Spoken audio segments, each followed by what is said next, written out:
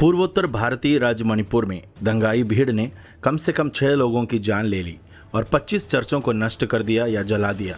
3 मई के बाद से हजारों पीड़ित, जिनमें से अधिकांश ईसाई है, पलायन कर चुके हैं क्योंकि उनके घरों और व्यवसायों में आग लग गई है। जबकि दशकों से राज्य के जातीय समूहों के बीच संपत्ति के अधिकारों और आर्थिक हितों पर तनाव मौजूद है। स्थानीय नेताओं ने बताया कि चर्च जलाना मीते समुदाय के बीच हिंदू राष्ट्रवाद के विकास का परिणाम है। मणिपुर के मुख्यमंत्री एन बीरेन सिंह ने स्थिति को 2 समुदायों के बीच प्रचलित गलतफहमी के रूप में वर्णित किया और कहा कि उनकी सरकार हमारे सभी लोगों के जीवन और संपत्ति की रक्षा के लिए प्रतिबद्ध है। सिंह ने कहा, हमें राज्य में सांप्रदायिक सौहार्द की संस्कृति को प्रभावित नहीं होने देना चाहिए।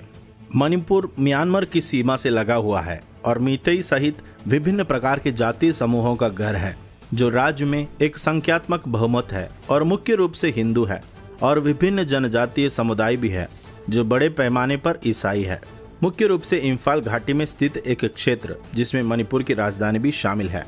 मेते लंबे समय से राज्य के राजनीतिक और आर्थिक परिदृश्य पर हावी रहे हैं। इस बीच आदिवासी समुदाय आबादी का लगभग 1/3 है और मुख्य रूप से घाटी के आसपास की पहाड़ियों में केंद्रित है, जो राज्य के भौगोलिक क्षेत्र का 90% है। दशकों से भूमि के स्वामित्व और नियंत्रण का मुद्दा 2 समूहों के बीच संघर्ष का स्रोत रहा है, लेकिन हाल के वर्षों में इन तनावों को हिंदू राष्ट्रवादी संगठनों के राजनीतिक प्रभाव से बढ़ा दिया गया, जिन्होंने भारत में प्रमुख धर्म के रूप में अपने विश्वास को बढ़ावा देने की मांग की है। इस महीने की हिंसा मणिपुर उच्च न्यायालय द्वारा राज्य सरकार को अनुसूचित जनजाति का दर्जा देने के लिए मेती समुदाय के अनुरोध का जवाब देने के आदेश के हफ्ते बाद आई थी, यह मानते हुए कि उनकी यह वर्गीकरण अपनी सुरक्षा और राजनीतिक प्रतिनिधित्व को कमजोर कर देगा। मणिपुर के आदिवासी समूहों ने लंबे समय से इस बदलाव का विरोध किया, जबकि क्षेत्र के नेताओं का मानना है कि हिंसा काफी हद तक इस राजनीतिक निर्णय की प्रतिक्रिया थी।